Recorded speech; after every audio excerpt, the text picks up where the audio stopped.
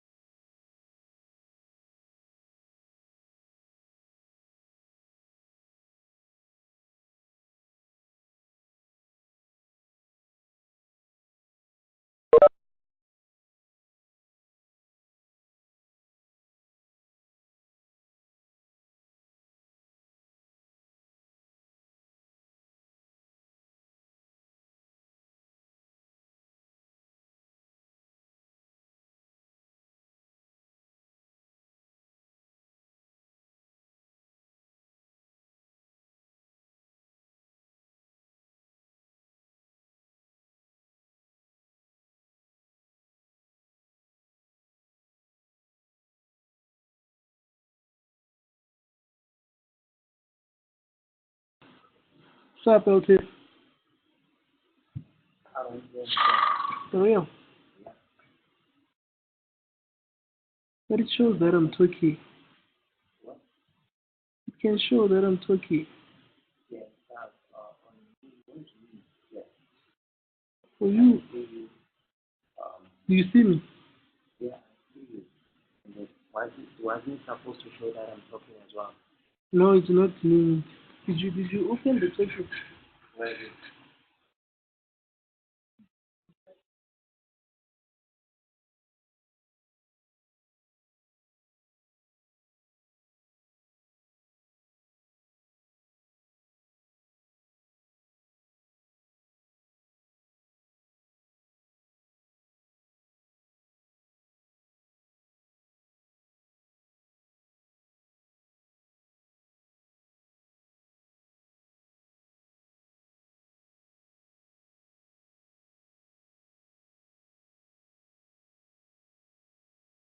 You? Sure, one good. Next.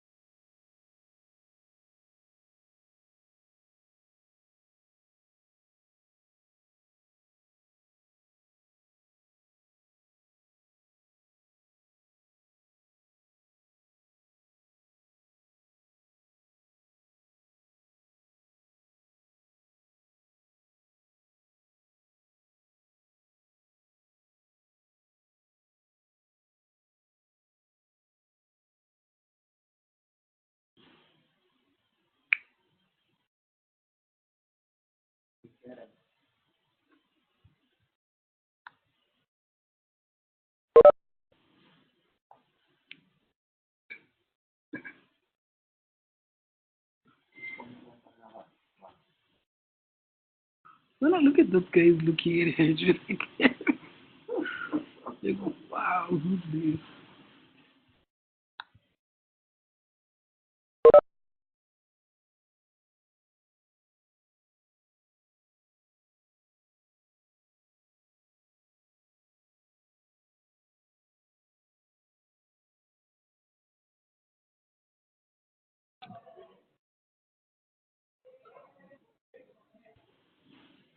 Can you hear me? Hello. No. You can't hear me.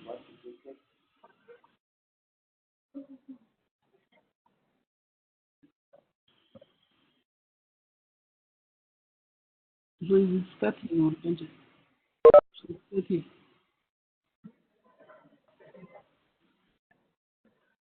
Yeah, I gotta get going. I gotta roll. Kirna fela ora sa tshwara diboke. Diboke.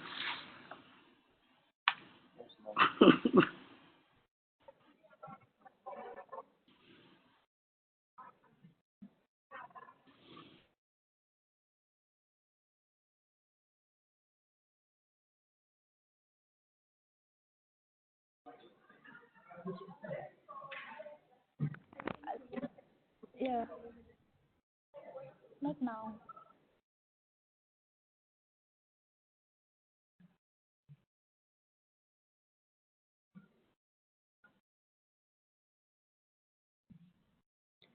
Can't hear.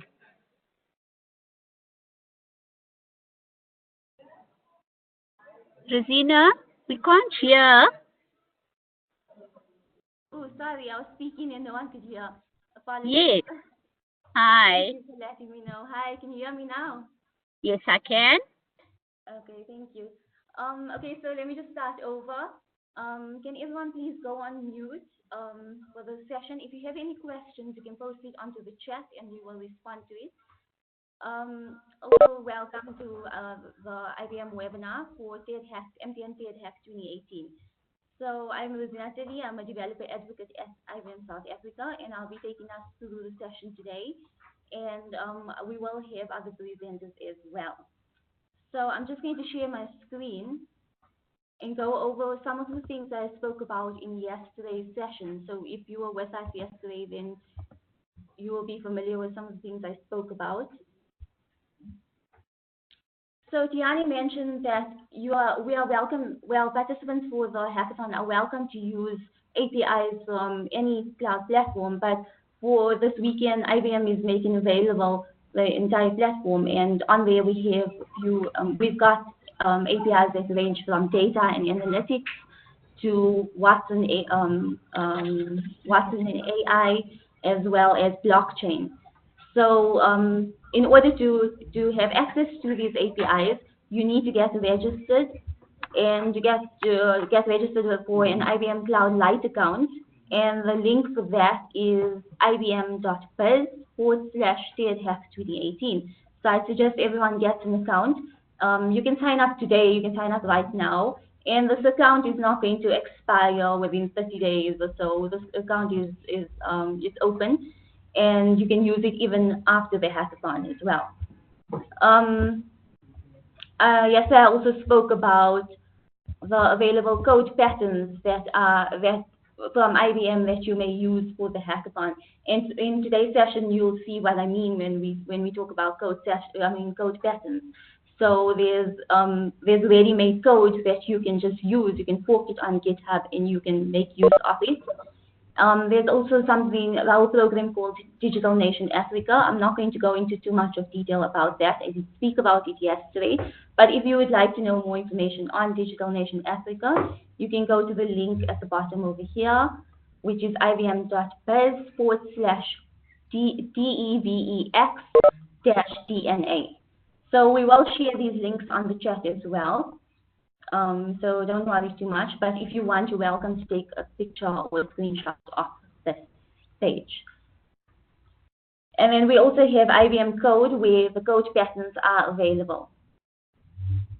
Right, so I think we can get started on an overview of IBM Cloud. Our presenter will be Ruben Siaka. He is also a developer advocate at IBM South Africa, and he's just going to take us through the actual platform, what is a cloud platform, and what is available on there. So Ruben, I'm going to hand over to you. Thank you.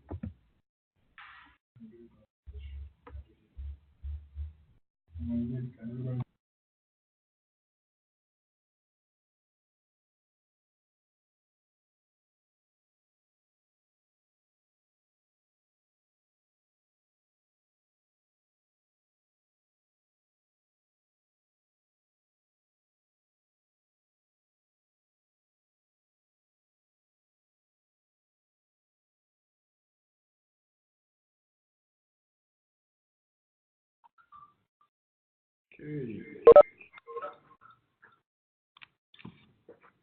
Good afternoon, ladies and gentlemen. As my colleague has said, I'm Ruben Siaka, and I'll be giving you an overview of IBM Cloud and what IBM Cloud has to offer you. If you have any questions, please do feel free to just give me a shout, and I'll probably be able to answer. So, without wasting time, what is IBM Cloud? IBM Cloud is an enterprise-grade full-stack platform purpose-built for data-intensive AI workloads and cloud-native application suites. Just a second. Delivered on software-definable infrastructure. So that is IBM Cloud in a nutshell. And now, IBM Cloud, or IBM, is the cloud for businesses. Not only businesses, but also as a developer, a single developer, you've got the same capabilities as a large enterprise. And then IBM Cloud is AI ready. It's built for all your applications. It's secure to the core. And the reason IBM Cloud is the best for me is that you can deploy the right type of cloud anywhere to accelerate innovation. So IBM Cloud comes in 3 versions, which is private, dedicated, and public. So if you sign up for the Lite account, for instance, which is free, available for anyone, you'll be on the public sector or public side. And then if you'd like to have your own privacy with your data, you can go for dedicated or private. That's for organizations that have private data, for instance. So it gives you all those capabilities. And then as you can see, on the public side and the dedicated, you can get up to 100 plus IBM Cloud services. And then for private, they're reduced to 30 to 40 IBM Cloud services. The reason for that is because on the IBM public and dedicated, you get services that run on the public infrastructure, and you cannot get them running locally on-prem or on your private cloud. Any questions so far? Okay, it means I'm doing a great job. So IBM provides tools to help clients manage multi-cloud environments. So the good thing about IBM Cloud is that you're not only restricted to use IBM Cloud, you can connect other clouds as well. Like for instance, Google, you can have APIs from Microsoft and any other environment that you use. You can also create your own APIs and host them on IBM Cloud, so it gives you the capability.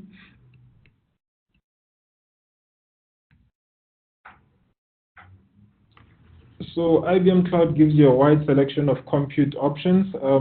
You've got bare metal, virtual servers, containers, platform as a service, and serverless. So bare metal is basically your physical machine that you can touch, a machine that is tangible. It will be hosted in one of IBM's data centers around the world. IBM has got over 140 data centers worldwide. And then you've got virtual servers as well. Virtual servers, you can't really touch them, but you have the capability of creating virtual servers on IBM Cloud. And then you've got containers as well. Containers is a new term that, well, not necessarily new, but it's the in thing now that developers are using. Containers go hand in hand with Kubernetes and Docker. And then you've got platform as a service. And then you've got serverless. So as you can see from the slide from my left-hand side, which is performance and control, and then in the middle it's portability, and then on the right it's development speed. So with a bare metal machine or virtual server, you specify the exact RAM and memory that you need. So you are in control of the performance and the control. And then on the right-hand side, which is platform as a service or serverless, you worry about development speed. You've got no issue with the RAM or whatever is happening in the background. You just concentrate on your code, and then your application will be up and running, regardless of what is happening in the background. And now, only the IBM Cloud delivers the technology that power innovation for the enterprise. So IBM Cloud gives you data, AI, cloud infrastructure, and application solutions. So with data, you've got the services that are able to use your data, manipulate your data, store, and you can perform analytics on your data. IBM Cloud gives you that capability. And then most of all, we've got Watson. Watson is basically our artificial intelligence. And then in Watson, there's a lot of services. I'll just name a few. There's Watson Assistant, which was formerly called Conversation. And then Basically, Watson Assistant is a chatbot. I hope everyone is familiar with the chatbot. If they're not familiar with the chatbot, every time you go onto a website and then you see an icon at the bottom screen saying, "Hi, chat to me," and then if you click on that icon, someone will probably send a message and say, "Hi, I am Simon, how can I assist you?" It's not actually a person, it's a chatbot. You're actually speaking to a computer and not a person. And then another one is visual recognition. Visual recognition is a service that you use to recognize images. So let's say, for instance, 10 people are sitting in a room. You take a picture of those 10 people. This service has got the ability to tell you that there's 10 people in this room. I can identify 10 people. 3 of them are males. The rest are females, aged between 30 and 40 or whatever the case may be. And then the good thing about IBM AI services is that you've got the ability to train these services. And because it's AI, the more you train, the more they will be effective. And then you've got another service, for instance, is speech to text and text to speech. And then we also have tone analyzer, personality insights. Personality insights basically based on your social media handle, as we call it, a Twitter handle. Based on your Twitter handle, it can give you someone or a personality that might suit you. And then another thing that we have is natural language classifier and natural language understanding.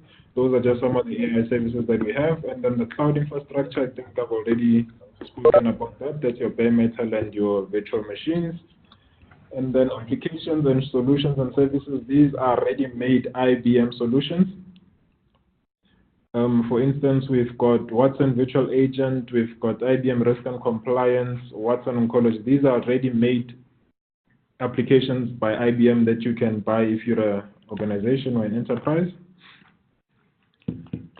And then 4 capabilities that distinguish Watson from traditional program computing system is that Watson has got the ability to understand, to reason, to learn, and to interact. That's what makes IBM AI services incompatible with any other cloud AI services that I've ever come across. And there is a whole lot of services. I think there's over 150 services on the IBM Cloud Platform. I will leave that for the rest of my colleagues to go through them and maybe show you a demo of 1 or 2 services that you can use.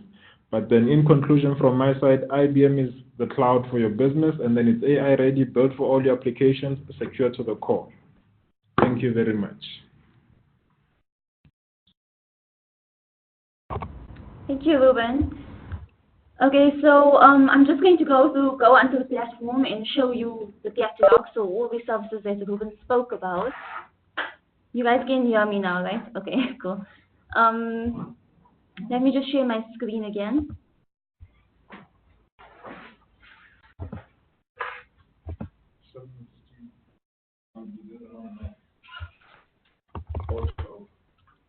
Okay, can everyone see my screen? Oh, never mind.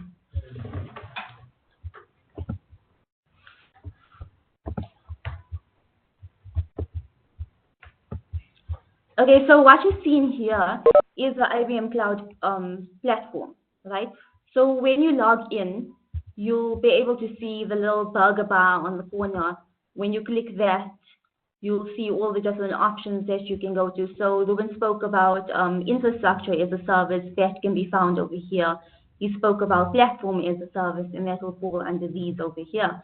And it's broken down nicely in the sense that you can see. So if you are interested in building a blockchain application, you can just click in there and then you can view the different options. I'm just going to go very quickly through the catalog.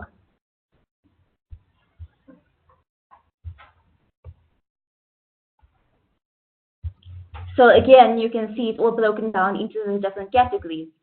Under compute, we have the bare metal, you have your servers, you have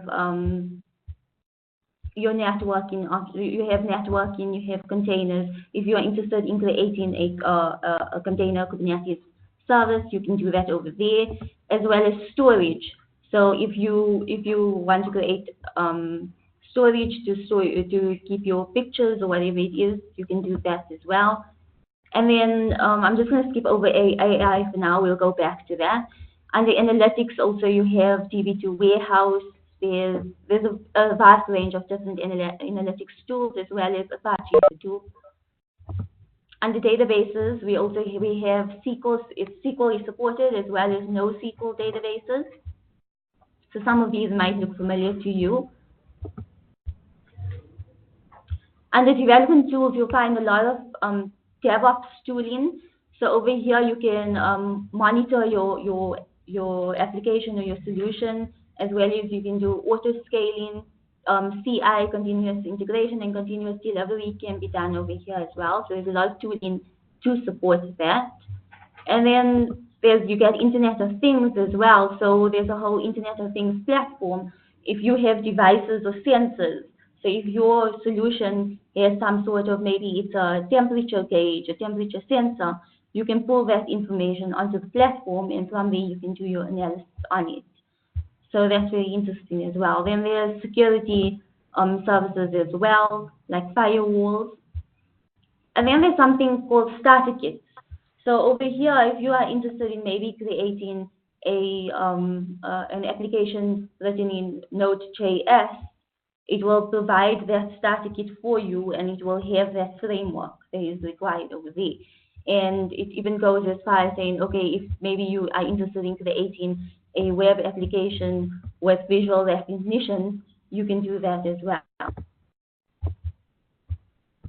So this is the actual platform, and we can't go through every single service, but something that I would like to show you for today's purposes, and especially for the hackathon, it's very important to be able to rapidly come up with some sort of prototype to wireframe something very quickly for a hackathon. You want to get your idea out there very quickly. You want to showcase it to the judges. You don't necessarily want to develop a full application that's going to go into production. That's not what a hackathon is for. A hackathon is in order to at the end of the hackathon, you should come up with some sort of prototype or some sort of demo. So there's something called Node-RED. Node-RED is a platform that you can create an instance of it from IBM Cloud, and within this platform you can quickly prototype, hash together some sort of application. So I'm just going to show you something that I did. I actually did it just this morning. So just excuse me if the UI is not really great. Sorry, this is not the application. So, oh, sorry. Where is it? Oh, here we go. So if you can see my screen, you can see that I have two gauges over here. And one is called TADHack JHB and one is called Zuma. So what's happening here is that these gauges are actually analyzing Twitter streams. And the one is inputting TADHack JHB to see if everyone has been tweeting lately around TADHack JHB. And we want to see what is the sentiment around these tweets. Are people very excited? Are they positive? Or are they not feeling too good about a certain thing, whatever it is that you are analyzing? So for TADHack, you can see we have 4 positive tweets and 1 negative. Tiani, if you're on the call, you should probably find out what the negative one is about. But I would guess that it can't come soon enough. That's my guess around that. And then the second one that we have here is the Zuma meter. So this is just a fun one that I put together. I just wanted to get people's feelings about our ex-president Jacob Zuma. So this is just within an hour, about an hour or 2 hours, we've got about 33 positive tweets and 367 and counting negative tweets. So that's very interesting. So the service that I use for this is, I mentioned that I use Node-RED as the platform, but I use the Watson Tone Analyzer service to analyze the tweets. So I'll just take you through my flow very quickly. What's going on over here is that I'm pulling the Twitter feed. So this is just exactly streaming the tweets straight from Twitter into the Node-RED platform. In order to do this, you can sign up for a Twitter development account. So if you're just going to Google and type Twitter developer, you can just explore it and you can apply for an account. They'll just give you like credentials that you can feed into here. So if I show you very quickly, I'm actually using my colleague's credentials because I think I overused mine. So I just had to use my colleague's credentials. So you can put that in there.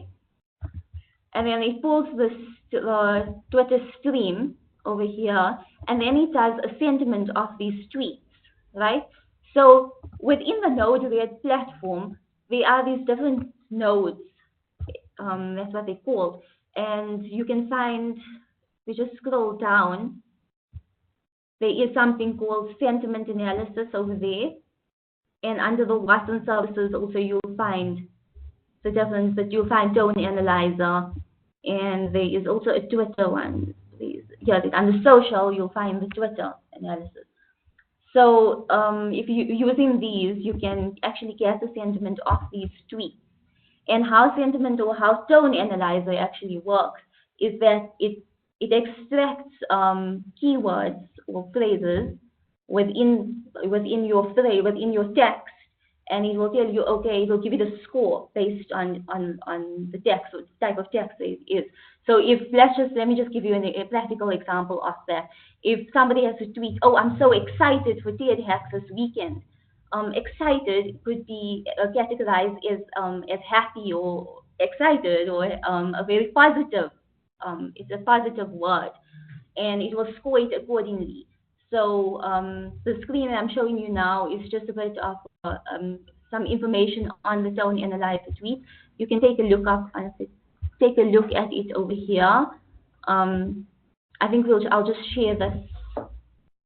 I'll share this link with you on the chat. So this just gives a little bit more information on the actual service and what can be done with it. It also gives you more information on the API itself. Sorry, I just want to get to the chat quickly. So it gives you a little bit of information on the API itself as well. So you can see over here on the right-hand side, if you are coding in Java and you need a little code snippet to now use that API, you can access it over here. There's also the Getting Started tutorial on Tone Analyzer. So this can be accessed from IBM Cloud as well, and it just gives you like the very basics of how do you use this API and so on. There's also a few demos that you can explore over here. Yeah, so that's Tone Analyzer. Are there any questions around that before I move on? You can send it to the chat, or you can raise your hand and I will unmute you. No questions yet. Okay, cool.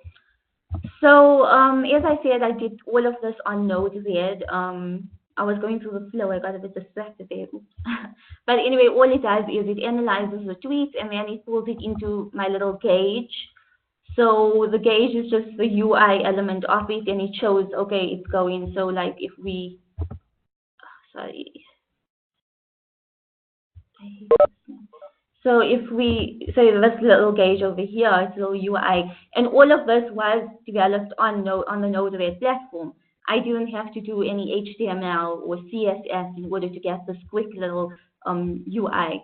And how I did that was over here. As I said, I pulled from my left-hand side, I pulled in under dashboard. You can pull in the UI elements that you are interested in using. So I pulled in the gauge, and then and I just streamed that analysis over here, the sentiment. So depending on the sentiment, whether it was below 0 or above 0, it was either negative or positive. And as you can see, our Zoomer rate is still going up. So I can't say you're surprised about that. So yeah, so that's Node-RED, and we've used Tone Analyzer. Remember that you can also use the other Watson services within Node-RED.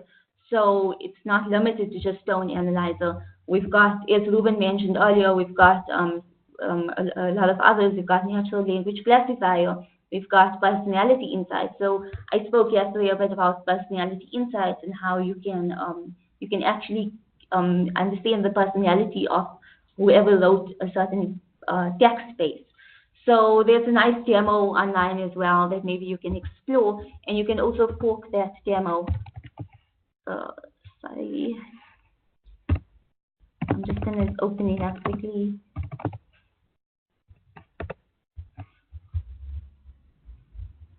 So this is really fun also to try out. If you have a speech that you've written or an email maybe that somebody sent you and you'd like to get an idea of what kind of personality does this person have, then you can put it in here. So this is just a demo that's available online. The link is over there. And you can paste in some text over here. So I'm just going to choose that on the demo here, here's a speech from Barack Obama. So I'm just going to choose his, and I'm going to analyze it quickly to give you an idea of what it is, what kind of analysis it can give you. So it says Barack Obama here is very excitable, analytical, and strict, and it also gives you an idea of what he would how he's likely to be. So apparently he likes historical movies and he reads autobiographical books. It's very interesting to see these things, and he's unlikely to like rap music. Remember, we should also, when we are using these services and we are using cognitive services in AI, we should remember that there might be some sort of bias when it comes to it, and also the context that we put it in. So in your solution, you have to understand, like for this example over here, this speech was written by a president of the United States, or in what kind of context was he writing it? Did he write it in? Did he write it to the general public? Did he write it to a friend? You know, that type of context you have to put in, you have to consider when you are analyzing. So yeah, so it also shows you a little bit of his emotional range. It gives you how open he is, whether he's introverted or more extroverted, and how agreeable he might be as a person. And then it goes as far as saying, okay, maybe if you want to use this service in a market or within your company, you want to be able to gauge the personality of your customers. What type of are they curious? Do they prefer challenge? You know, things like that.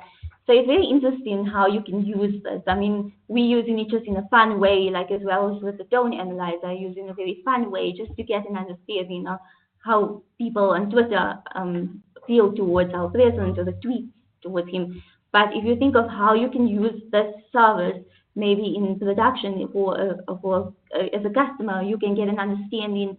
And maybe if you are selling groceries or whatever it is that you are selling, you can understand what people like, what people prefer, and then you can tailor your marketing or you can tailor your products for your customer, for your consumer. So yeah, so that was two of the Watson services that I showed you. That was Tone Analyzer and Personal Insights, and you can, and this can be accessed on the IBM Cloud platform. All you have to do is go under AI, or it will be under Watson, and you can create that service over here.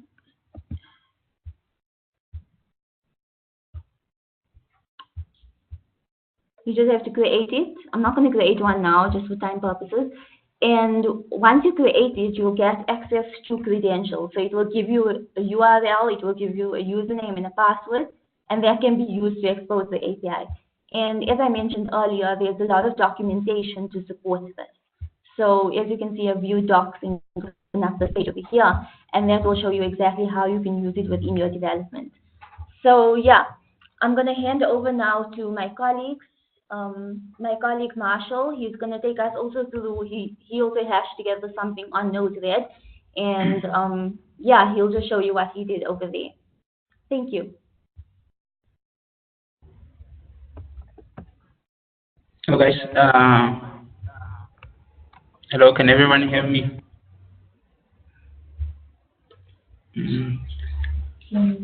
Okay, hello guys. I'm also going to take you through some of the Node-RED content that we actually prepared.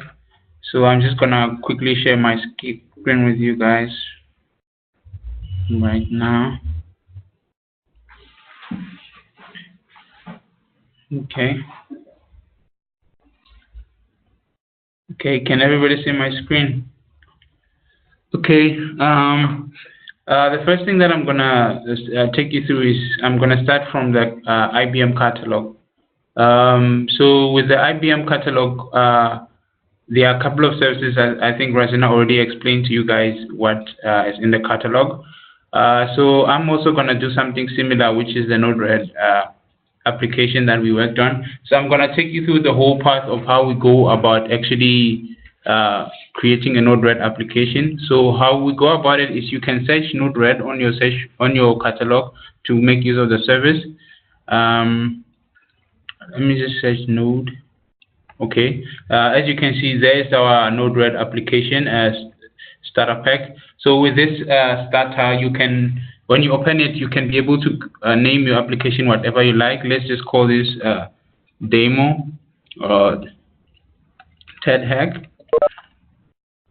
Okay, and then you select your region. Usually the default ones are the ones that you can go with. So you can just select your regions and then you can create your application there. So what that is, it creates an instance of Node-RED. It creates an instance of Node-RED with which you can start using the services with. So I'm not going to go into details with how to create the service. I'm just going to go directly to the project that we've been working on. So on that project, we've come up with an idea where we actually created a Node-RED application which allows you to report an accident. For example, let's say there was a police emergency that you have in your household or something. You can quickly be able to. Sorry, I don't know what's going on with my screen. Let me reshare that again.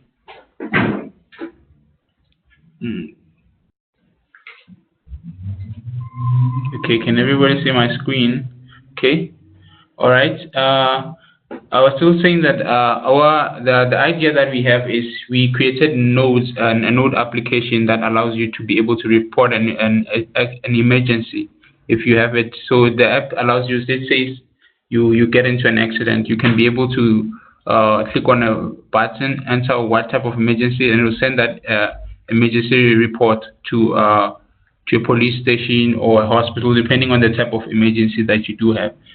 Okay, so what we did is we went into our input nodes. We created, and on our input node, we used this injection node to input the location of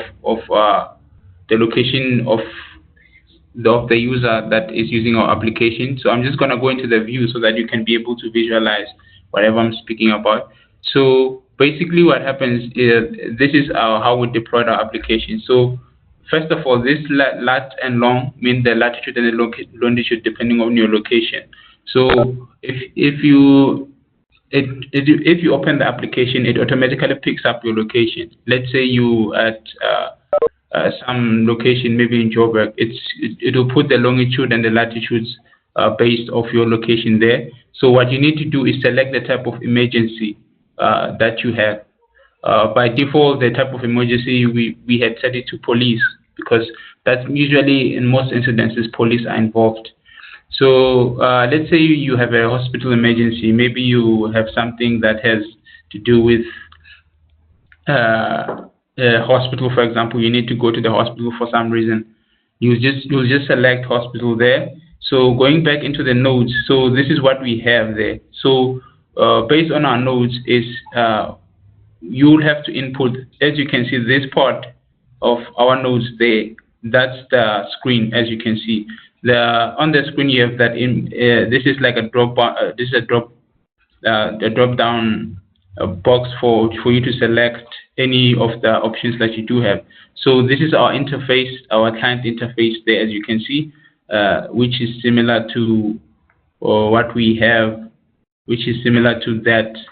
So what happens is if you fill out all the options and then you click submit, it will give you an option that help is on the way to alert you that you've actually all the person who's supposed to receive the notification, maybe the fire engines or the police department, have received the notification. So what it also does is, as you can see on this node, it sends an email into it. We also configured it to send an email from a back-end perspective. Let's say you are the guy receiving the emergency. So what it will send is the location that you have captured there will come into your emails there, as you can see with all the input that you have put. We didn't put anything for now, but for the purpose of explanation, that your latitude and longitude will come in there. Your contact details will come in there as well. So that's how you actually come into. That's how we actually can deploy a Node-RED application. So what we also have, in addition, there are other services that you can use on the Node-RED services. I think Razina's also gone over that. You can use either use some of that. There's also location services, which is we can use Google APIs or calendar or anything that you do like. So there's also this dashboard service, which is what you see in that's the service that we use to display our application there on the web. So you can just simply drag and drop these nodes and then create your applications. You can quickly deploy applications within minutes. I think this we put it together in a few minutes. I think it didn't take us that long. So if you ever needing to put your application together quickly, I think this would be one of the ways to go. So you can just click there, as you can see, and then it will take you to the page where you have your application. So I'll revert back to Razina to continue with the presentation. Thanks, Marshall. Okay, so that's all that we have to show today. I hope it was very helpful, and please remember that our developer advocate team is going to be at the hackathon for the full for Saturday and Sunday, and overnight as well. So if you have any questions, you need any help, we're going to be there. We'll be wearing IBM caps, so just look out for us. And if you have any questions before the hackathon, like, okay, so it's Friday, but if you have any questions for the remainder of today, please use all the TADHack channels. You can post your questions there, or you can just wait to see us tomorrow. And I wish you guys good luck. All the best. If there are any questions, I'll just wait 2 minutes. If you have any questions, you can post them on the chat, and then we will end the call.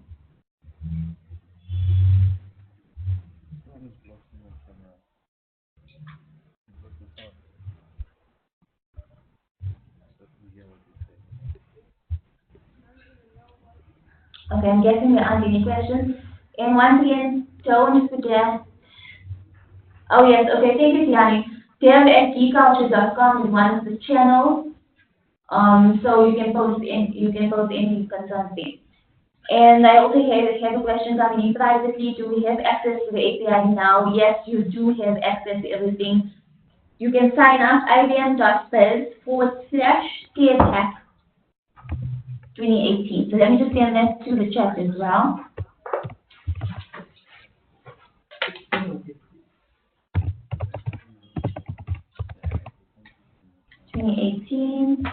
Sorry.